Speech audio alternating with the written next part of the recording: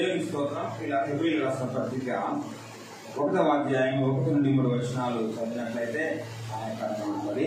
చదివితే మనం అందరం కూడా ఇన్వాల్వ్ అవుతాం వాక్యంలో.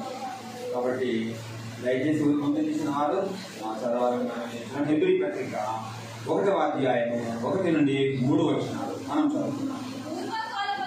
పూర్వకాలమందు నానా సమయములలోను నానా విధములుగాను ప్రవక్తల ద్వారా మన పితరులతో మాట్లాడే దేవుడు ఈ దినముల అంతమందు కుమారుని ద్వారా మనతో మాట్లాడేను.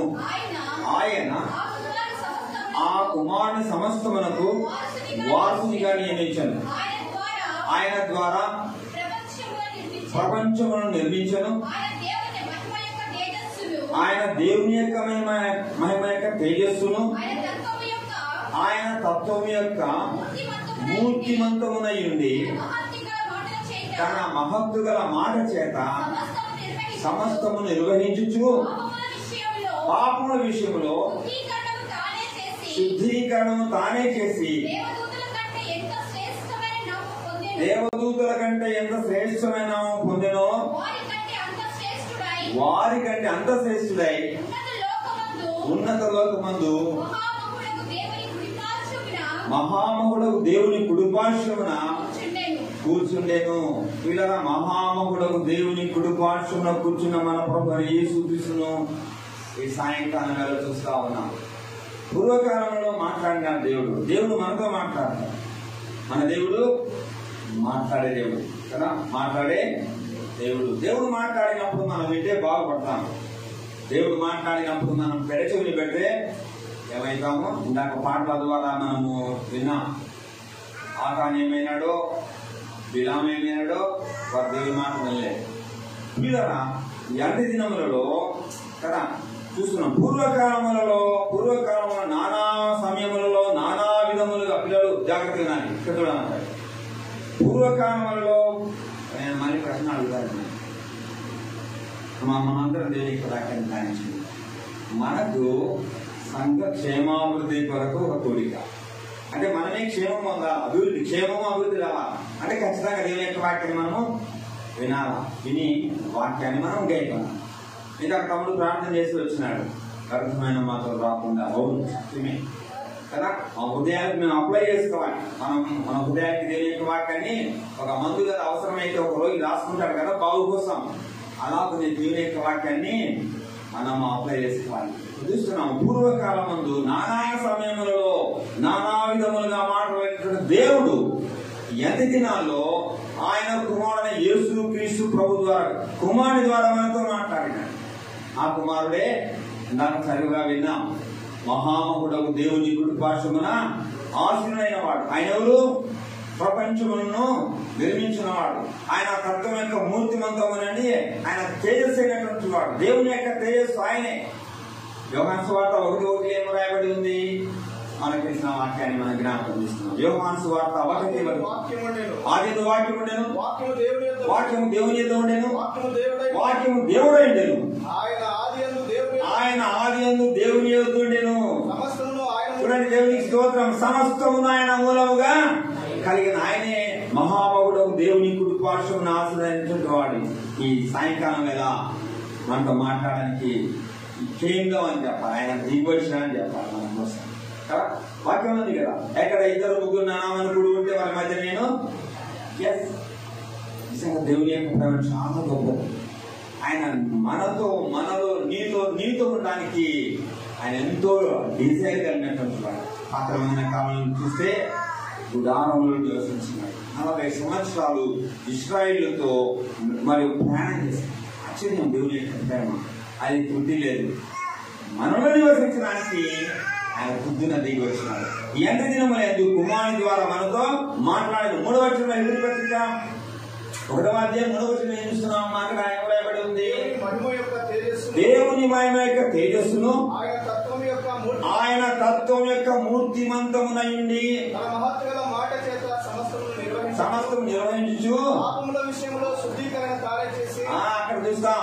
పిల్లల గమనించండి, పాపముల విషయంలో శుద్ధీకరణము తానే చేసి, మన పాపం విషయంలో, మానవాళి పాపం విషయంలో శుద్ధీకరణము తానే చేసి ఆయన మన కొరకై పరలోకం నుండి ఆయన దిగి వచ్చినాడు కదా. ఫిలిప్పీ పత్రిక 2:5-6 చదువుకుంటాం. ఆయన ఆకారం ముందు మనిషిగా కనబడి, మనిషిగా ఉన్నటువంటి దేవుడు ఆయన. తన ఆకారం ముందు మనిషే కానీ ఆయన దేవుని కుమారుడు. దేవుడు పాపం విషయంలో శుద్ధీకరణము తానే చేశాడు. మనం విడిపించుకోలేము. మనమందరూ పాపాత్మకమై ఉంటుండగా, శుద్ధి లేని వారంగా ఉంటుండగా, శిక్షకు పాత్రమై ఉంటుండగా కదా. కొలస్సీ పత్రిక 1:13 రాయబడింది. ఒకసారి చదువుకున్నామా చూడండి. కొలస్సీ పత్రిక 1:13 రాయబడింది. నిజంగా నిజంగా పాట పడినారు. నీవు లేకుండా నేను ఉండలేనే. నిజమే, పాట బాగుంది. నిజంగా మన లైఫ్ లో ఉండాలి కదా. అవును, మనం ఆయన లేకున్నా ఉండలే. ప్రభు అన్నాడు, నాకు వేరుగా ఉండి వేరేమియో చేయండి. చదువుతున్నాం అన్నమాట. చూడండి 1:13 కొలస్సీ పత్రికలో, ఆయన మనల్ని అంధకార సంబంధమైన అధికారము నుండి విడుదల చేసి తాను ప్రేమించిన తన కుమారుని యొక్క రాజ్య నివాసులుగా చేశాను. తాను ప్రేమించిన తన కుమారుని యొక్క రాజ్య నివాసులుగా చేశాను. అంతేనా? అక్కడ ఆ కుమారుని యందు మనకు విమోచనము అనగా మనకు పాపక్షమాపణ ఇచ్చినాడు. పాపం విషయంలో శుద్ధీకరణము తానే చేసి, ప్రకటన గ్రంథం 1:6 చదువుకున్నట్లయితే అక్కడ వ్రాయబడిన మాట. సో దేవుని యొక్క ప్రేమ చూడండి. మనలను ప్రేమించుచు బాగా ఉంచుకున్నాము. మనలను ప్రేమించుచు, అక్కడ కంటిన్యూస్ టెన్స్ ఉంది కదా బాబు. ఇక్కడ మళ్ళీ హలో మై డియర్ విన్నారు చెప్పినా కదా, మనల్ని ప్రేమించు. యేసు ప్రభు మనల్ని ప్రేమించు, ఇంకా స్టిల్ ప్రేమించుతూనే ఉన్నాడు. మనల్ని ప్రేమించుచు తన రక్తం వలన మన పాపం నుండి మనల్ని విడిపించిన వానికి మహిమయు ప్రభావమును యుగయుగములు కలుగును గాక. ఆమేన్. మనల్ని ప్రేమించుచు తన రక్తం వలన. ఒకసారి సాయిబాబా నగర్లో వెళ్తున్నాం. ఒక తల్లి అంటుదవుతున్నాము, కాలువ అనుకోండి. ఏం జరిగింది? ఆ పిల్లవాడు జారి కాలువలో ఉన్నాడు. చూస్తున్నా నేను కూడా అక్కడ నిలబడి. ఆ నర్సింగ్ స్టూడెంట్స్ ని నేను తీసుకువెళ్తాను. చాలా 2007 అందరూ గుంపులు ఇచ్చినారు. గుంపుండే వారంతా కూడా మీ పిల్లవాడు కాలువలు అన్నాడు, కాలువలు అని అంటున్నారు. ఎవరు చేయడం అంత మురికి ఇక్కడనే ఉంది. చూసుకోలేదు. తల ఉంచుకొని ఏడ్చుకుంటా తన కుమారుని బాగా ఆలోచించుకుని, ఎవరు శుద్ధి చేసినాడు ఆ కుమారుణ్ణి? తల్లి మాత్రమే చేయగలరు. తీసుకొని తొట్టి ఉంది, నీళ్ళతోటి దాన్ని అద్దెసి శుభ్రం చేసుకుని ఏడ్చుకుంటాం. మన పాపం విషయంలో యేసుక్రీస్తు శుద్ధీకరణ తానే చేసి కదా, మనల్ని ప్రేమించుతూ తన రక్తము ద్వారా మన పాపములను మన కడిగిన వానికి ఏం చేయాలి? మహిమ జరిగించాలి. కడగబడలేదు, యేసుప్రభు యొక్క రక్తం ద్వారా కడగబడాలి. యేసుప్రభు యొక్క రక్తం ద్వారా కడగబడితే నీకు పాప క్షమాపణ, అంధకార సంబంధమైన అధికారం నుంచి విడుదల, విమోచన. లేకపోతే ఏముంది? అగ్ని గంధం కొడుకోమంటే గుండం ఉంది. ఈ లోకంలో ఒక రోజు మనం వెళ్ళిపోతాం. వదిలిపెట్టాల్సిందే. ఇష్టం ఉన్నా ఇష్టం లేకపోయినా ఎక్కడికి వెళ్తావు గమ్యాన్ని ఆలోచించుకోవాలి. ప్రకటన 21:8 రాయబడింది. చదువుకున్నాం ఫ్రెండ్ ఒకసారి. ప్రకటన 21:8 కదా, విశ్వాసులను, అసహ్యులను, నరహంతకులను, వ్యభిచారులను, మాంత్రికులను, విగ్రహారాధికులను, అబద్ధికులందరూ అగ్ని గంధకములతో మండుగుండములో పాల్పొందుదురు. ఇది రెండవ మరణం. అక్కడ ఒక జాబితా ఇవ్వబడింది. ప్రకటన గ్రంథం 21:8 దాదాపు ఎంతమంది ఉన్నారు? ఒకసారి లెక్కేసినారు ఎప్పుడైనా? ఒకసారి లెక్కించుతున్నాం. పిరికి వారు, యేసు ప్రభువును నమ్ముకున్న పిరికితనం, అవిశ్వాసం, పిరికి వారు, అవిశ్వాసులు, అసహ్యులు, నరహంతకులు, వ్యభిచారులు, మాంత్రికులు, విగ్రహారాధికులు, అబద్ధికులు అందరూ కదా అగ్ని గంధకములతో మండు గుండములో పాలు పొందుతుంది. రెండవ మరణం. చాలా సార్లు వీధుల్లో మనం వెళ్తా ఉంటే కొన్ని బ్యానర్స్ కనబడతాయి. ఆ బ్యానర్స్ మీద ఇలా రాసింటారు, భగవంతుడు వారి ఆత్మకు శాంతి కలగాలని ప్రార్థిస్తున్నామని. వారు ప్రార్థిస్తున్నారు లేదు కానీ అభిప్రాయాన్ని అక్కడ నార్మల్గా చెప్తున్నారు. శాంతి లేదు మానవుని ఆత్మకు. ఈ లోకంలో మరి శాంతి లేకుండా చనిపోయిన తర్వాత శాంతి ఉందనే ఉండదు. యేసు ప్రభువారు అన్నారు, నా శాంతిని నేను మీకు అనుగ్రహిస్తున్నానని. అక్కడ చదువుకుంటాము, అగ్ని గంధకములతో మండుగుండంలో పాలు పొందుతుంది రెండవ మరణం. ఆ మరణం తప్పించుకోవాలంటే పాపం విషయంలో శుద్ధీకరణ చేసిన యేసుక్రీస్తు ప్రభువును నమ్ముకోవాలి. యేసు ప్రభువా నా పాపాలు క్షమించమని ప్రార్థించినట్లయితే నీ పాపానికి క్షమాపణ ఆయన అనుగ్రహించినాడు.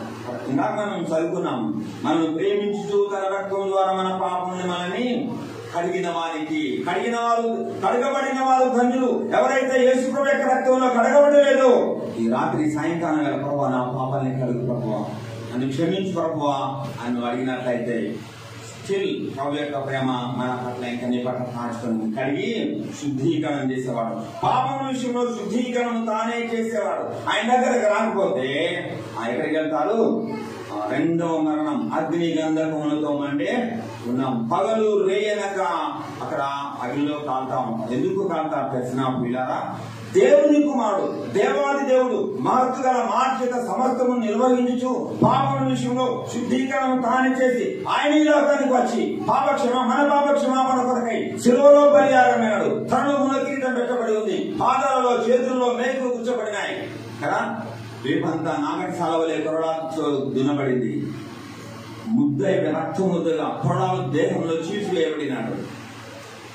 అంతరంగం అంతా మైనం వలె కరిగిపోయింది. పీలారా, ఒకడు రానువాడు ఇంటితో పొడిచినప్పుడు నీరు రక్తం కాలిపోయింది. కొరకై మన పాప క్షమాపణ కొరకై రక్తం చిందించినటువంటి ప్రభువును అంగీకరించకపోతే నరకానికి వెళ్తాం. అది దేవుడు ఇచ్చినటువంటి పాప క్షమాపణను అంగీకరించకపోతే అపవాదికి వాని దూతలు సిద్ధపరచని తీగిన నిత్యాగ్నిలోనికి వెళ్తాం. కాబట్టి రాత్రి వేళ వేసినందుకు విశ్వాసం ఉంచకపోతే పాప విషయంలో శుద్ధీకరణ చేసిన ప్రభువును అంగీకరించాలి. లేకపోతే పగలు ఉండదు, రాత్రి ఉండదు, అగ్ని గంధకములతో మండుగుండంలో పాలు పగలు రేయనగా పాపులు కాలు చుందులు ప్రియ స్నేహితుడా ప్రభుని నమ్మని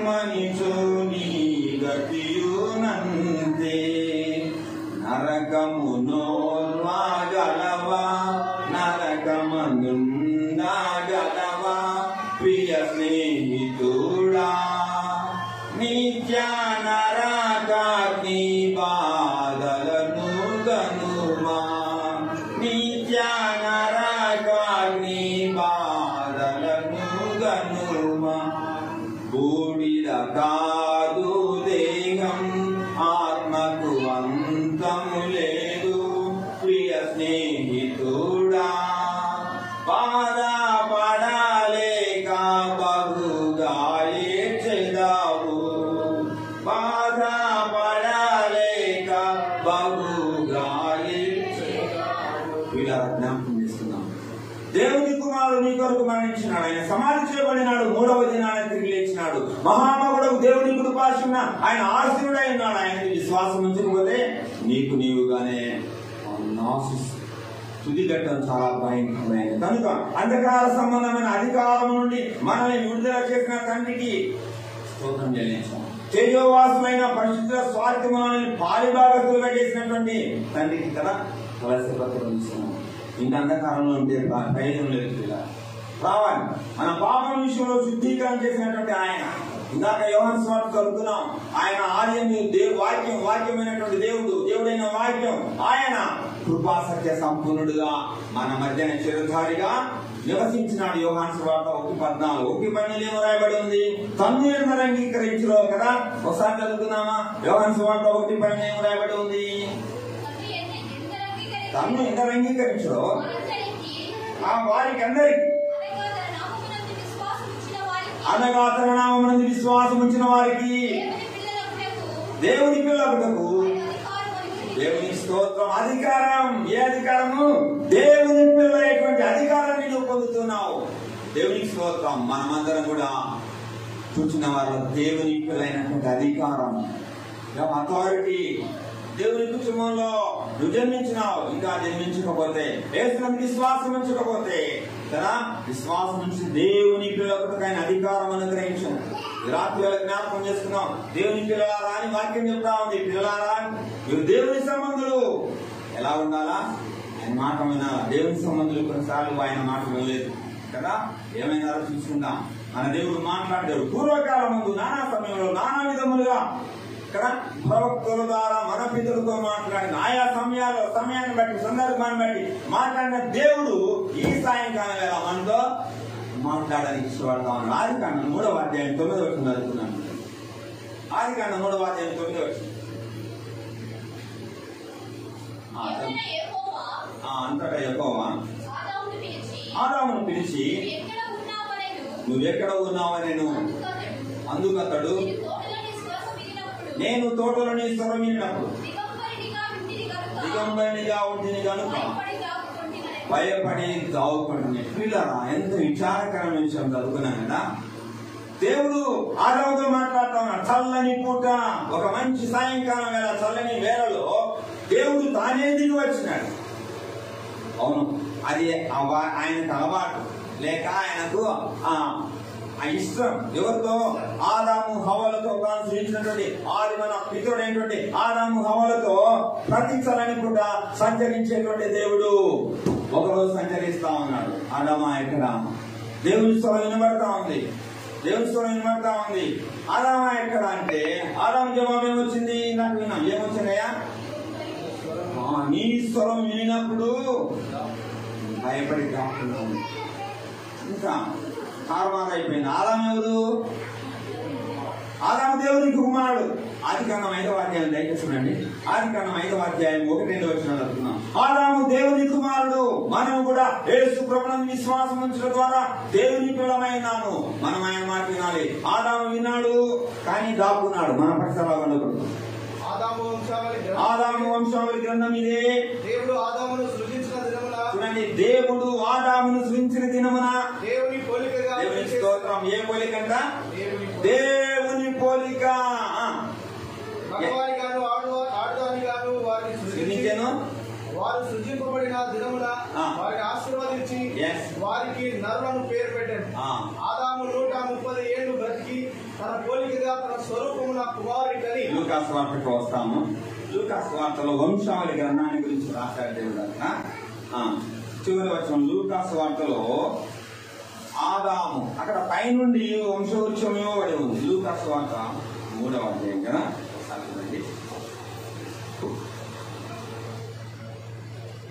ఆదాము ఎవరని రాయబడి ఉంది? ఆదాము దేవునికి కుమారుడు.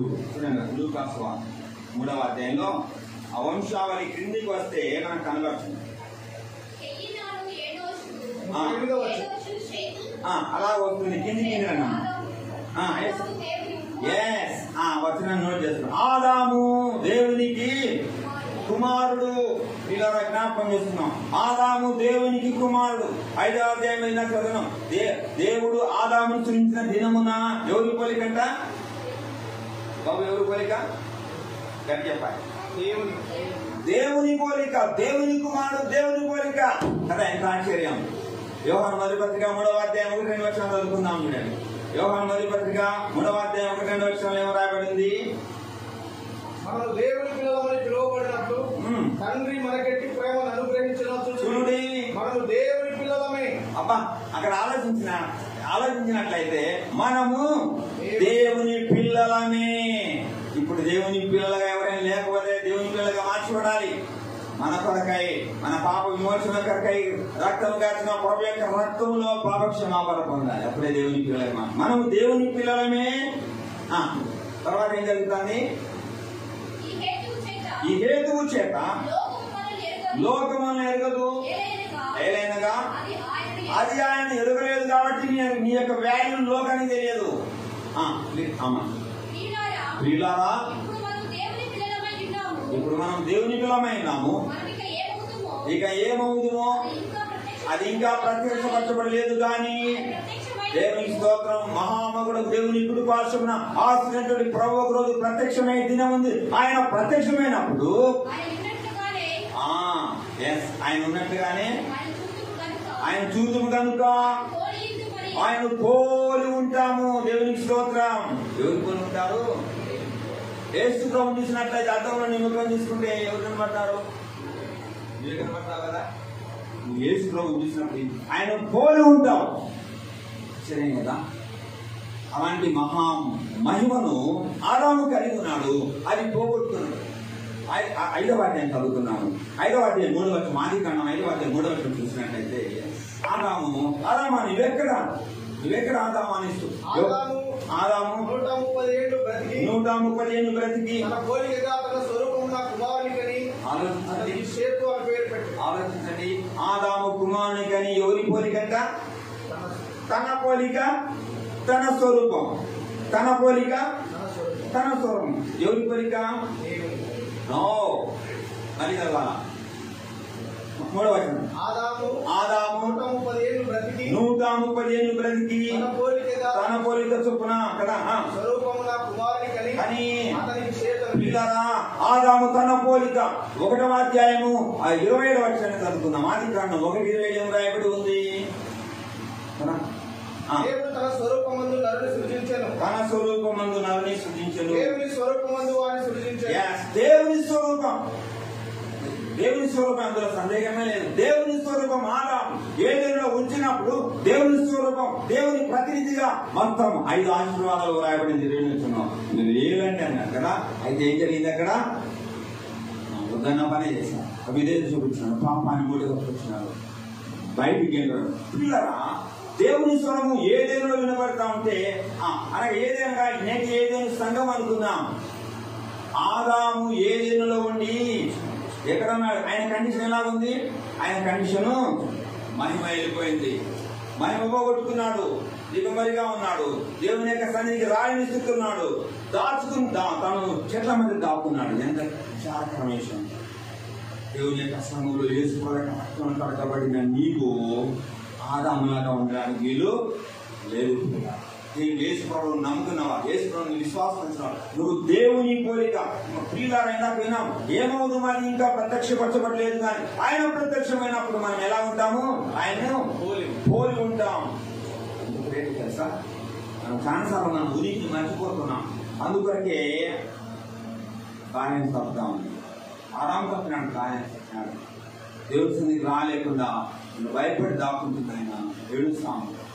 టోటల్ గా మొత్తం దృశ్యమంతా మారిపోయింది. ఏదైనంత కలవరం అయిపోయింది. అక్కడ దిగంబరి ఆ దేవుని మహిమను పోగొట్టుకున్నటువంటి ఆదాము ఏదేనులో ఉండడానికి అప్పుడు బయటికి ఎంటేసినాక 3వ వచనం దాకా చదివినాం. ఆదాము 5:3 దాకా చదివిన ఆదాము తన పోలిక చొప్పున. ఎవరి పోలిక అంటే ఇప్పుడు ఎవరి పోలిక? ఆదాము పోలిక. ఆదాము అంటే ఏమొచ్చింది? దుఃఖము, కన్నీరు, ఏడుపు, శ్రమ, దుఃఖం కదా, అంత గందరగోళం వచ్చింది. తన పోలిక చొప్పున. కానీ అతనికి చేతం లేదు. అయితే కడపటి ఆదాముగా వచ్చిన మన ప్రభువైన క్రీస్తు కదా, మొత్తం అంతా ఎత్తేసినాడు. మొత్తం అంతా తన రక్తం ద్వారా శిలోమ రాయి మీద మన కొరకు చిందించి ఆ రక్తంతో కడిగి ఏం చేశాడు? మళ్ళీ మొదటి స్వరూపాన్ని, ఆదాములో ఏ రూపాన్ని మనం కోల్పోయినామో అదే స్వరూపాన్ని దేవుడు మనకి ఇచ్చినాడు. దేవునికి స్తోత్రం. ఆ స్వరూపాన్ని మనం పొందుతాము. రోజు ఆదాము యొక్క జవాబు ఎలా ఉందో ఆలోచించండి. ఆదాము ఎక్కడంటే ఆదాము ఎక్కడ ఉండి దాక్కుంటున్నాడు? దేవుని సన్నిధిలో ఉండి, దేవుడు ఏర్పరిచిన ఏదైనా ఉండి, సంఘములో ఉండి దాక్కునే పరిస్థితి ఏంటిది?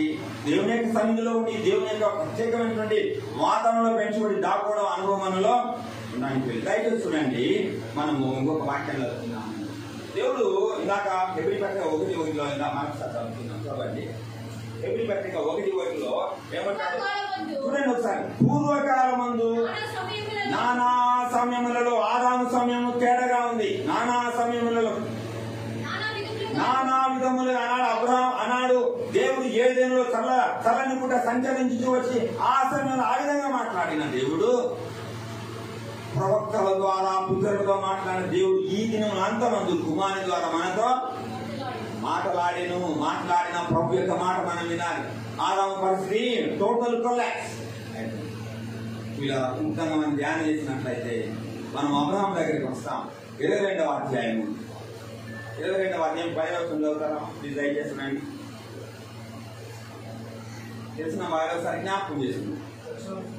10వ వచనం. అబ్రహామా చదవండి. అప్పుడు అబ్రహాము తన కుమారుని వధించినకు కదా అక్కడ సంభవాన్ని మనం చదువుకుంటాము. కుమారుని తీసుకుని వెళ్ళి నువ్వు ప్రేమించే ఇస్సాకును నువ్వు వెళ్ళి నాకు నేను చూపించే పర్వతం మీద నాకు అర్పణ బలి అని వెళ్ళినాడు. 3 దినాలు ప్రయాణం చేశాడు. అక్కడ బలిపీఠం కట్టి అక్కడ అన్ని సిద్ధం చేసి బలిపీఠం మీద కట్టెలు తెచ్చి ఇస్సాకును బంధించి పెట్టి తర్వాత ఏం చేశాడు? కత్తిని చేత పట్టుకొని యెహోవా దూత పరలోకము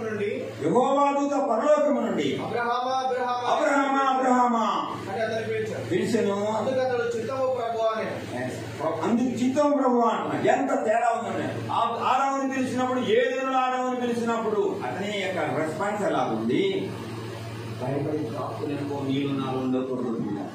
ఇక ఈయనంటున్నాడు చిత్తం ప్రభు ఎస్ నువ్వేం చెప్పినా చేస్తాను. 22 ఏం రాయబడి ఉంది? యెహోవా అబ్రహామును పరిశోధించెను. దేవునికి స్తోత్రం. పరిశోధనలో అబ్రహాము ఆయన గెలిచినాడు కదా. అవును, నువ్వు పరీక్షలో గెలవాలి. నీవు అబ్రహామా అబ్రహాం అన్నప్పుడు చిత్తం ప్రభువా అంటే ఒక మంచి మాట. ఆ పిలిచిన వాడిని ప్రేమించలేదు. నువ్వు దేవునికి భయపడవు. అబ్రహాం యొక్క జవాబు ఎంత మరి సంతోషకరంగా దేవునికి ఉందో, ఆదాము జవాబు ఎంత దుఃఖకరంగా ఉందో మనం వేరీ చేసుకుంటే మనం కూడా అప్లై చేసుకోవాలి. మనం దేవుడు మనతో మాట్లాడినప్పుడు మన రెస్పాన్స్ ఎలా ఉంది కదా. ఇంకొక వ్యక్తిని చూసుకున్నాం. నిర్గమకాండం 3వ అధ్యాయంలో అక్కడ పొద మండిపోతా ఉంది కదా. మనకు తెలుసు కదా ఉదాంతం. ఎక్కడ ఆ పరిస్థితుల్లో ఈయనెవరు సామాన్యమైన వ్యక్తి కాదు. అన్ని ఐగుప్తులో విద్యలేదు, అన్ని సకల విద్యలు నేర్పడినటువంటి మోషే 40 సంవత్సరాలు ఎక్కడ వ్యతిరేకత ఉందో అక్కడే దేవుడు అతన్ని పెంచినాడు. దేవునికి స్తోత్రం. తర్వాత దేవుని చిత్త ప్రకారంగా అరణ్యంలో ఏ అరణ్యం అది? ఏ అరణ్యమా? మధ్యాహ్న అరణ్యమా? అవును. తమ మామ మందులు మేపుచుండగా ఒక సంభవం జరిగింది. ఒక పొద మండిపోతా ఉంది. పిల్లలు అక్కడ పొద మండుతా ఉంది కానీ ఆ మంట కనబడతా ఉంది. పొద కాలిపోలేదు.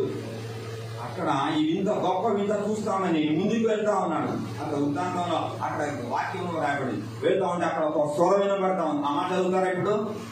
దయచేసి 3వ వచనంలో అప్పుడు మోషే ఆ పొద ఏలా కాలిపోలేదు. నేను ఆ తట్టు వెళ్ళి గొప్ప వింత చూచెదనని దానిని చూచుటకు అతడు ఆ తట్టు వచ్చుట యెహోవా చూచి అతడు దేవుడు ఆ పొద నడుమ నుండి మోషే అని అతని పిలిచాను. అతడు చిత్తము ప్రభువా అని. దేవునికి స్తోత్రం. పిల్లరా జవాబు ఎంత బాగుంది కదా.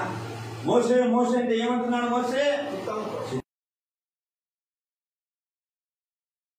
మన పరిస్థితి ఎలా ఉంది? పారిపోయాను రోమా ఆకులు ఆదాం కదా అడ్డం కట్టుకున్నట్టు క్రియేట్ చేసుకొని దూరం కావడమా? నో, అలా ఉండడానికి చిత్తోబ్రహ్మ అంటున్నాడు. మోషేని పిలిచినప్పుడు మోషే దేవుని స్వరాన్ని యెహోవా స్వరాన్ని విన్నప్పుడు నువ్వేం చెప్తే చేస్తానని అంటున్నాడు. మనం ఆల్టర్నేషన్ మనం ఆర్డర్ చేసుకుంటాం. కరెక్ట్ ఉన్నాం చిత్తమే కదా.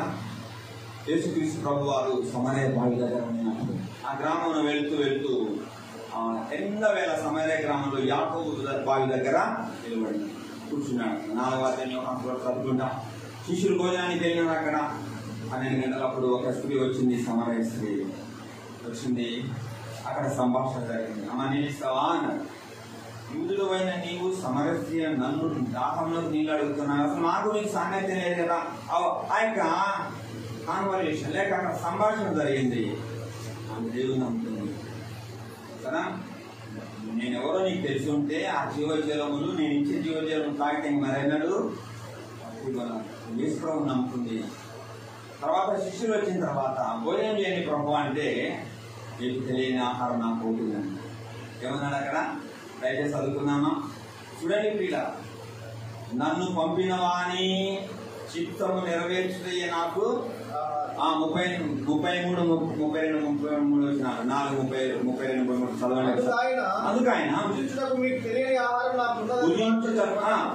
నీకు తెలియని ఆహారం నాకున్నది అని వారితో చెప్పగా శిష్యులు ఆయన భుజించుటకు ఎవడైనా ఏమైనా తెచ్చలేమో అని ఒకటితో ఒకడు చెప్పుకొని యేసు వారిని చూసి నన్ను పంపిన వారి చిత్తం నెరవేర్చుటయు ఆయన పని తుదముట్టించుటయు నాకు ఆహారమై ఉన్నది. ఆమేన్. వీళ్ళరా ఆయన పని తుదముట్టించుట మన ప్రభు అయినటువంటి యేసు క్రీస్తు కుమారుడు తండ్రి దేవుని చిత్తాన్ని నెరవేర్చినట్టుగా ఆయన కుమార్తెమైన మనము కూడా ఏం చేయాలి?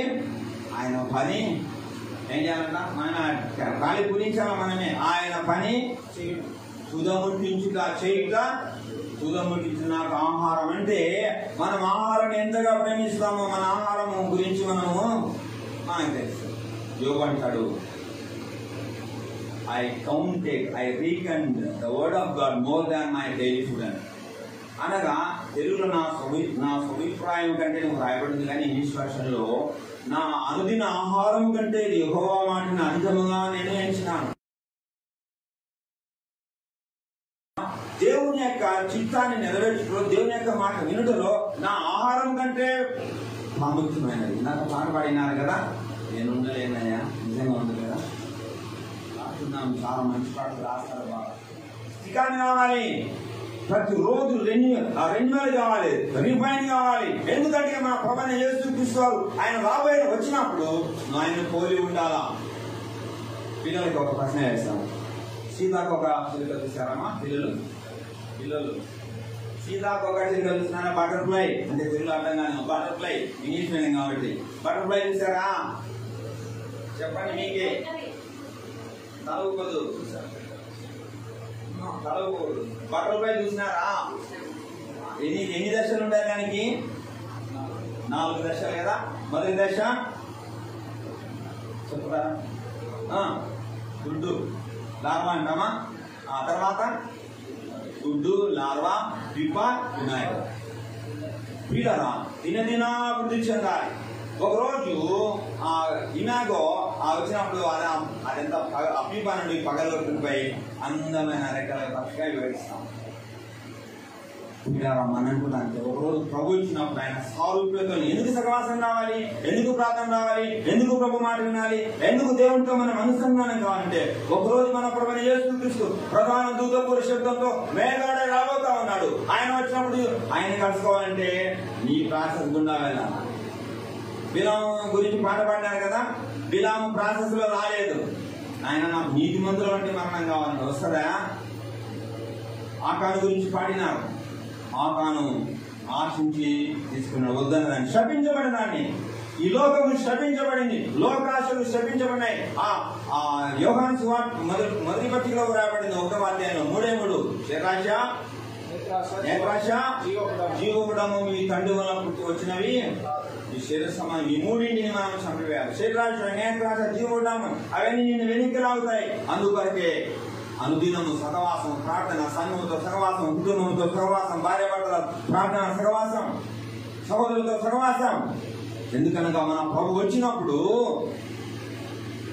మోషే అన్నాడు, అబ్రహాం అన్నాడు చిత్తం ప్రభు అన్నాడు. మనకు యోగాలు మోషే అన్నాడు చిత్తం ప్రభు అన్నాడు కదా. మరొక సమయానికి మొదటి గ్రంథానికి వస్తాం. దయచేసి సమయాలు మొదటి గ్రంథం 3వ అధ్యాయం 1 నుండి 5 వచనాలు చదువుతారా? 1 నుండి 5 వచనాలు చదవండి.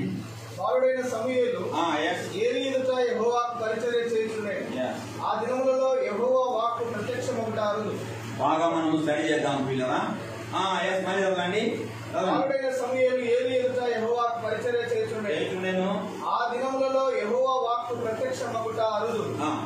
ప్రత్యక్షము తరచుగా తటస్థించుట చేత ఆ కాలమందు ఏలీ కన్నులు మందదృష్టిగా ప్రత్యక్షము తరచుగా తటస్థించలేదు. 8:29 అయింది. ఇంకా 5 నిమిషాలు సరిపోతాయి కదా టైం. 8:29 నిమిషాలు అయింది. 5 నిమిషాలు ముగియొచ్చు కదా. వీళ్ళరా మా సమయాల గ్రంథంలో మొదటి సమయాల గ్రంథం 3వ అధ్యాయం మనం అంతా చదువుకుంటే అక్కడ ఒక చిన్న బాలుడు ఆయన ఆ పిల్లలమైన ఉంటాడేమో. యెహోవాకు యెహోవాకు పరిచర్య చేస్తుండేను. బాగా ఆలోచించుకోవాలి.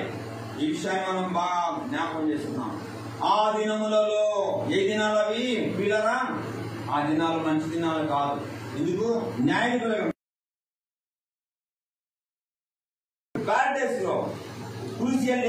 కనుకమైనటువంటి దినాల్లో కదా దేవుని పిల్లలు ఎంత భంగమైపోయినారో చదువుకుంటాం.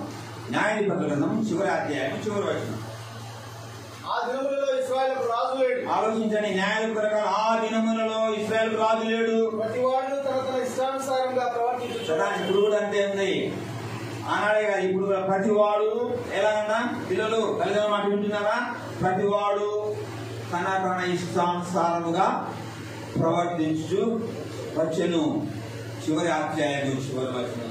ప్రతివాడు తన తన ఇష్టానుసారంగా నీ ఇష్టానుసారంగా నువ్వు వెళ్ళినట్లయితే ప్రమాదపు అంచుల్లో ఉన్నావని గుర్తించుకోవాలి. మన ఇష్టానుసారంగా ప్రవర్తించడానికి వీలు లేదు. దేవుని యొక్క చిత్త ప్రకారమే మనం. ఆనాడు ఇశ్రాయేలే దేవుని పేరే ప్రతివాడు తన తన ఇష్టానుసారం. ఎవరెవరు?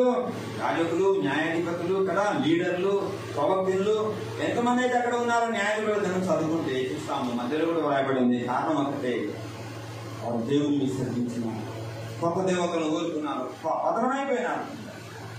రూతు గ్రంథం 1:1 కూడా ఆ దినాలు ఎలా ఉందంట. చూడండి, న్యాయాధిపతులు ఏ దినములలో దేశంలో ఎంత విచారం కదా. న్యాయాధిపతులు ఏ దినాల్లో దేవుని పిల్లలకు ఏమి సంభవించింది? కరువు వచ్చింది. రాకూడదు, కరువు వచ్చింది.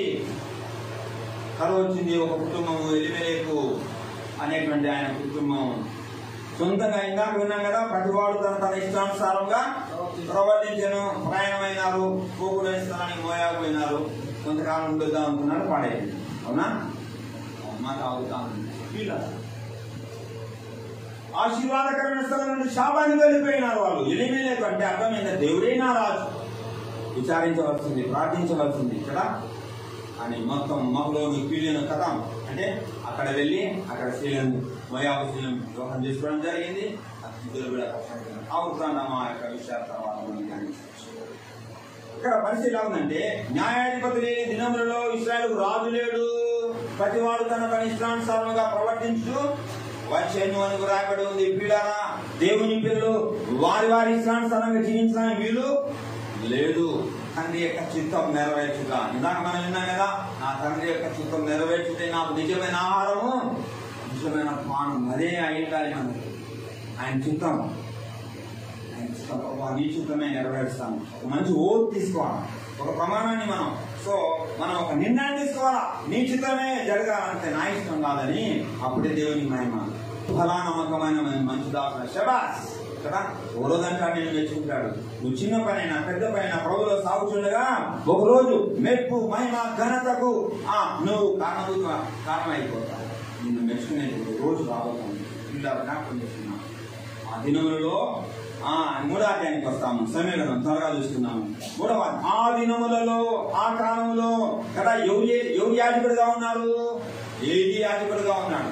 చదవండి 3వ అధ్యాయం. ఆలోచించండి, అక్కడ పూజలు, పునస్కారం లేక బలులు, యాగాలు, నైవేద్యాలు అన్ని కూడా ఆగిపోయినాయి. శిలోహు మందిరానికి రావడానికి ప్రజలకు ఇష్టం రావడం. ఆనాడు శిలోహు మందిరం పదం రావడం లేదు. కారణం ఒకటే, ఏలి కుమారుడు యాజకులు, ఏలి యాజకులు సీనియర్ మోస్ట్ పాస్టర్ అన్నాం కదా. నేను సీనియర్ పాస్టర్ అంటా ఉంటాను నేటి భాషలో. సీనియర్ మొట్టమొదటి యాజకుడు ఏలి. అందు దృష్టి వచ్చేసింది, పూర్తి పతనం అయిపోయింది. అక్కడ వర్ణించడానికి వీలు లేకుండా పూర్తి నైవేద్యం మారిపోయినారు. దేవుని వాక్కు అస్సలే రావడం లేదు. ఎవరైనా మన లాంటి వాళ్ళు వచ్చి ఆనాడు ఏం చేసేవాళ్ళు, అయ్యా మా కుటుంబంలో సమస్య వచ్చింది, ఈనాడు కూడా చెప్తా ఉంటారు. మహదేపురంలో ఒక 5వ సహోదరుడు యేసుప్రభుని నమ్ముకున్నాడు. వాళ్ళకు గేట్ ఉంది. ఒక రోజు పాలు వెళ్ళలేదు వచ్చి ప్రార్థన చేయండి. వాళ్ళ విశ్వాసం ప్రార్థన చేశాను, పాలించిన నువ్వు చేసినా ఆ పవర్ నీలో ఉంది. ఆ పవర్ నిన్ను ఏం చేయాలి, దాన్ని బయటికి తీయాలి. దేవుడు పక్షపాతి. నువ్వు చేసినా వింటాడు, నేను చేసినా వింటాడు, మరొక చేసినా స్వామి కాబట్టి ఖచ్చితంగా ప్రార్థించాడు. ఇశ్రాయేలు ఆ దినాల్లో సమస్యతో వచ్చినప్పుడు అక్కడ ఎవరు లేరు, యాజకులు ఉన్నారు. నా అంతే వాస్తే ఏం లాభం. యెహోవా వాక్కు ప్రత్యక్షంగా అరుదుగా ఉంది. దేవుని మాట ఏం రావలేదు నా కుటుంబాన్ని గురించి. ఎందుకు వెళ్ళాలా మానేసి ఆ దుర్దినాల్లో, ఏ దినాలు అవి? న్యాయాధిపతులు ఏ దినాల్లో, ప్రతివాడు తన ఇష్టానుసారంగా ప్రవర్తించిన దినాల్లో యెహోవాకు మరుగైపోయింది. ఆనాడు ఆదాముతో మాట్లాడిన స్వరము మూయబడి ఉంది. మోషేతో అబ్రహాముతో మాట్లాడిన స్వరము మూయబడి ఉంది. మోషేతో మాట్లాడిన స్వరము క్లోజ్ అయిపోయింది. ఆ దినాల్లో ఒక ఆయన లేచినాడు. ఆయన పేరే సమూయేలు కదా. 20 చదవండి. క్లుప్తంగా జ్ఞాపకం చేసి ముగించుకున్నాం. ఆ కాలమందు ఏలి కన్నులు మందదృష్టి గలమైనందున అతడు చూడలేక తన స్థలమందు పండుగను దీపము ఆరిపోక మునుపు. ఆలోచించండి, అక్కడ ఏముంది? దేవుని మందిరంలో దీపం వెలుగుతా ఉంది. లేవియకాండము 6వ అధ్యాయం 11వ చదువుతారా? దయచేసి రండి. లేవియకాండము దేవుని యొక్క మందిరంలో, దేవుని యొక్క సన్నిధిలో, లేక కొత్త నిబంధన గ్రంథంలో దేవుని పిల్లల జీవితాల్లో ఎలా ఉన్నారో అక్కడ మనం జ్ఞాపకం చేసుకుంటాం. అక్కడ ఏం రాయబడి ఉంది? లేవియకాండం 6:13.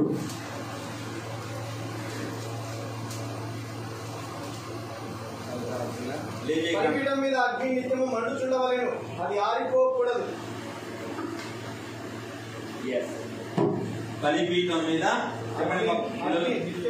అగ్ని నిత్యము మండుచుండాలమ్మా. ప్రియ సహోదరి సహోదరుడా, నువ్వు నిత్యము మండాలి. Burn fire. దేవుని కొరకు నువ్వు చాలా దేవుని కొరకు మండ. నేను మండాలి. బలిపీఠం మీద నిత్యం అగ్ని మండుచుండవలెను, అది ఆరిపోకూడదు. కుటుంబంలో ప్రార్థనాగ్ని, విశ్వాస జీవితంలో ప్రార్థనాగ్ని, మన సహవాసంలో ప్రార్థనాగ్ని ఆరిపోకూడదు. ఈనాడు ఆరిపోతా ఉంది. ఆరిపోయింది. ఒకసారి మనల్ని పరీక్షించుకుందాం. వీళ్ళు ఆరిపోకూడదు, అది నిత్యము మండుతున్నారు. కానీ సమయంలో కాలంలో, ఏలి కాలంలో, సమయంలో ప్రవక్తకు వచ్చిన ఆ బావి వచ్చిన దినాల్లో దీపము ఆరిపోయే పరిస్థితి వచ్చింది. యాజకత్వం లేదు, మొత్తం టోటలీ కొలాప్స్. ఆ దినాల్లో దేవుడు సమయం ఎన్నుకున్నాడు. ఇద్దరు పనుకొని నిద్రపోతున్నాం. బాగా గమనించుకున్నాం, ముగించుకున్నాం. చదవండి. ఆరిపోక మునుపు సమూయేలు దేవుని మందసమున్న యెహోవా మందిరములో పండుకొని ఉండగా యెహోవా సమూయేలును పిలిచెను. అతడు చిత్తమండి నేనున్నానని చెప్పి ఏలీ దగ్గరకు పోయి, నీవు నన్ను పిలిచినవి కదా, నేను వచ్చి తిన్నాను. వీళ్ళరా అక్కడ ఇద్దరు పండుకున్నారు. ఎవరెవరు? ఏలీ సీనియర్ మోస్ట్ పాస్టర్ అనుకున్నావా? మంచి అనుభవం గల దైవజనుడే నిద్రపోతా ఉన్నాడు. పిల్లోడు ఎవరు? ఇంకొక సమయాలు ఏనాడ మూలం అనుకున్నాడు. ఆలోచించాడు. ఉపవాసం సమయాలు అంటే ఆ బారు లేచి పరిగెత్తిపోయినాడు. అయ్యా అని పిలిచినావు. లేచినాడు పెద్ద ఆయన. నేను పిల్లలు పోయి పండుకోపోయినాడు. పోయి పండుకున్నాను. మళ్ళీ సమయాలు మళ్ళీ పరిగెత్తి వచ్చినాడు కదా. రెండవసారి కూడా వచ్చి ఉన్నాడు. అయ్యా నేను వచ్చి చిత్తమండి, నేను వచ్చిన ఏం కాను, నేను పిల్లలు పండుకోపోన్నాడు. మళ్ళీ పిలిచినాడు. మళ్ళీ సమయాలు అంటే మళ్ళీ పిలిచినప్పుడు మళ్ళీ ఏలీ దగ్గరికి వచ్చినాడు. అయ్యా చిత్తం చెప్పు, నేను వచ్చినానంటే అప్పుడు జ్ఞాపకం వస్తా ఉంది. ఎవరికి? ఎందుకు? యెహోవాకు ప్రత్యక్షం కావడమే లేదు, దర్శనమే పోయింది. అగ్ని ఆరిపోయింది. దేవునితో సంబంధం, దేవుని యొక్క సంఘంలో, దేవుని మందిరంలో ఉన్న దేవునితో సంబంధం లేకుండా జీవిస్తూ వచ్చినాడు. మనం కూడా అలాగే ఉంటే ప్రయత్నం ఉంది. ఒకవేళ అలాగుంటే రెక్టిఫై అవ్వాలి. మనల్ని మనము సరి చేసుకోవాలి. ఏ దేవుడు ఆదాము ఉన్నాడు, కానీ దేవుడితో సంబంధం లేకుండా ఉన్నాడు కనుక గడిపేయబడి. అవునా? జ్ఞాపకం చేసుకున్నాం. వెరీ సీరియస్ మ్యాటర్ ఇక్కడ. మనం ఆలోచించి అయ్యా ఎవరైనా పిలిస్తే ప్రభు నీ చిత్తం నీ దాసులు ఆలోచించుకున్నాడు చెప్పమని మళ్ళీ వైపు అనుకున్నాడు.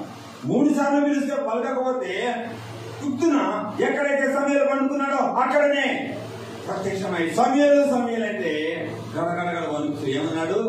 చిత్తం ప్రభు అని దాసుడు ఎస్ లో మన జీవితాలు కూడా ఎస్. మోషే అన్నాడు ఎస్. అబ్రహాము అన్నాడు ఎస్. చిత్తం ప్రభు చిత్తం. ఇలా జరిగిన సంభవాన్ని చూస్తే లూకా సువార్త 10వ అధ్యాయంలో దయచేసి చదువుకున్నామా? 10వ అధ్యాయము 29-30 చదువుతారు. ఒకసారి చూడండి. లోతు దినంలో జరిగినట్టు జరుగుతుంది కదా. జరిగినట్టు మనుష్య కుమారుని దినంలో జరుగును.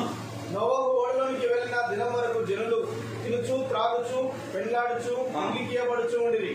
అంతలో జలప్రలయం వచ్చి వారందరినీ నాశనం చేశారు. లోతు దినములలో జరిగినట్టు జరుగును.